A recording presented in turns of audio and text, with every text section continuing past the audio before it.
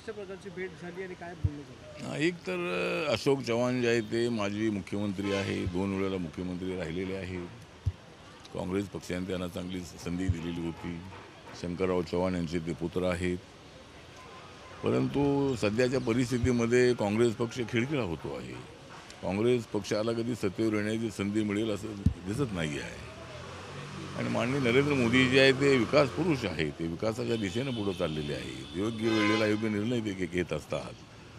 आणि त्यामुळं माननीय अशोक चव्हाण यांना मी आज भेटलो आणि त्यांना सांगितलं की ज्यांनी योग्य वेळेला काँग्रेसला दिलेलं आहे आव्हान, ज्यांनी योग्य वेळेला काँग्रेसला दिलेलं आहे आव्हान, त्यांचं नाव आहे अशोक चव्हाण. तर त्यांना मी सांगितलेलं आहे की आपण योग्य वेळेला निर्णय घेतलेला आहे, त्याबद्दल आपलं स्वागत. त्याचबरोबर आपल्याला राज्यसभेवर सुद्धा आता संधी मिळालेली आहे, त्याबद्दलही त्यांचं आपण स्वागत केलेलं आहे. आणि अशोक चव्हाण यांच्या येण्यामुळं नांदेडच नव्हे तर संपूर्ण मराठवाडा आणि महाराष्ट्रामध्ये मोठी खळबळ माजलेली आहे. काँग्रेस पक्षामध्ये मोठ्या प्रमाणामध्ये ॲक्टिव्ह असणारा जो नेता आहे, शांत स्वभावाचा नेता आहे, ते अशोक चव्हाण हे BJPमध्ये आलेले आहेत. त्यांनी RPIमध्ये यावं अशा पद्धतीची माझी इच्छा होती, पण माझ्याकडे काही तशी देण्यासाठी राज्यसभा किंवा काही नव्हतंही. पण ठीक आहे, आमच्या महायुतीमध्ये ते आले, NDAमध्ये आले आणि माननीय नरेंद्र मोदीचं नेतृत्व मजबूत करण्यासाठी त्यांचा आम्हाला फार चांगला उपयोग होणार आहे. त्यामुळे त्यांचं मी आज त्यांच्या ऑफिसमध्ये अभिनंदन केलेलं आहे. सर, देशभरात आपण पाहतो की भाजप विरुद्ध काँग्रेस असा संघर्ष होत असताना तर काँग्रेसमधलीच मंडळी सगळी भाजपमध्ये येत आहेत, तर हा समतोल कशा पद्धतीनं भाजप सांभाळतो? मला असं वाटतं की BJP वर्सेस काँग्रेस असं जे चित्र आहे ते चित्र तसं तेवढं बरोबर नाही आहे. कारण काँग्रेस एवढ्या खालच्या म्हणजे पॉलिटिकली एवढ्या खालच्या पातळीवर गेलेली आहे की माननीय राहुल गांधी यांच्या नेतृत्वाखाली काँग्रेस पक्षाला भविष्य अजिबात नाही. सोनिया गांधी यांचं वय होत आलेलं आहे. माननीय मल्लिकार्जुन खरगे जे आहे त्यांना अध्यक्ष बनवलेलं आहे.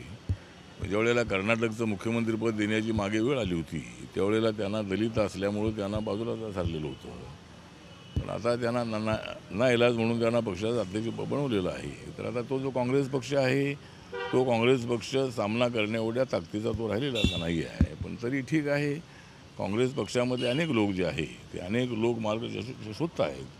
आणि नरेंद्र मोदींचं नेतृत्व हे सर्वसमावेशक आहे. नरेंद्र मोदींचं नेतृत्व हे सर्व जाती धर्मांना घेऊन जाणार आहे आणि विकासाच्या दिशेनं ते पुढे चाललेले आहे. जगभरामध्ये त्यांचं नाव आहे. अशा परिस्थितीमध्ये आपण माननीय मोदीजींना साथ दिली पाहिजे अशी भावना अनेक पक्षातल्या कार्यकर्त्यांची आहे. आणि त्याप्रमाणेच अशोक चव्हाण यांना वाटलं की अशा वेळेला आपण BJP सोबत जाणं अत्यंत आवश्यक आहे, मोदींच्या सोबत जाणं अत्यंत आवश्यक आहे. त्यामुळं ते योग्य वेळेला पक्षात BJPमध्ये आलेले आहेत आणि त्यांना चांगली संधी मिळालेली आहे. त्यामुळे आमचा सामना एकट्या काँग्रेससोबत नाही. आम्ही तर आता ठरवलेलं आहे की या वेळेला आम्हाला 400पेक्षा जास्त जागा मिळतील असा मला पूर्ण विश्वास आहे. आणि काँग्रेस ही 40 जागाही काँग्रेसला मिळणार नाही आहेत. तिकडे ममता बॅनर्जी यांनी स्वतंत्र जागा लढवण्याचं जाहीर केलेलं आहे. दुसरीकडे अरविंद केजरीवाल यांनीसुद्धा पंजाब दिल्लीमध्ये स्वतःच्या बळावर लढण्याचं ठरवलेलं आहे. त्यामुळं इंडियामध्ये आता काही दम राहिलेला नाही आहे. त्यामुळं मला असं वाटतं की मोठ्या अजूनही काँग्रेस पक्षामधले बरेचसे आमदार, बरेचसे नेते अजूनही BJPमध्ये येतील असा मला विश्वास आहे.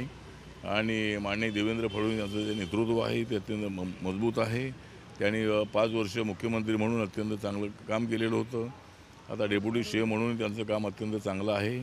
आणि त्यामुळं महाराष्ट्रातले अनेक लोक जे आहे ते BJPमध्ये येत आहेत, ही अत्यंत समाधानाची बाब आहे. आणि त्यामुळं अशोक चव्हाण यांचं मी स्वागत केलेलं आहे. देश विदेशातील प्रत्येक घडामोडींचे लाईव्ह अपडेट मिळवण्यासाठी आता साम टीव्हीच्या सर्व सोशल मीडिया प्लॅटफॉर्मला लाईक, फॉलो आणि सबस्क्राईब करा. तसंच सर्व नोटिफिकेशनसाठी बेल आयकॉन प्रेस करायला विसरू नका.